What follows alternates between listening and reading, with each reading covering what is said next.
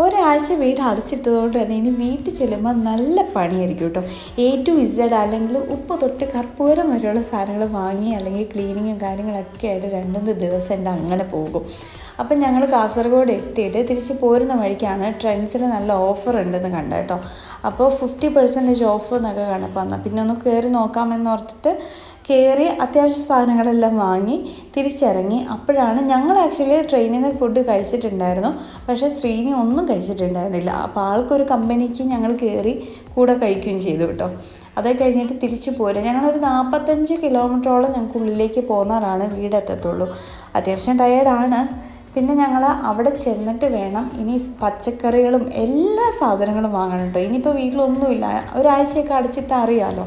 എല്ലാ സാധനങ്ങളും തീർത്തിട്ടാണ് പോന്നേക്കണത്. ഇനി എല്ലാം ഒന്നേന്നും പറഞ്ഞ് തുടങ്ങുകയും ചെയ്യണം.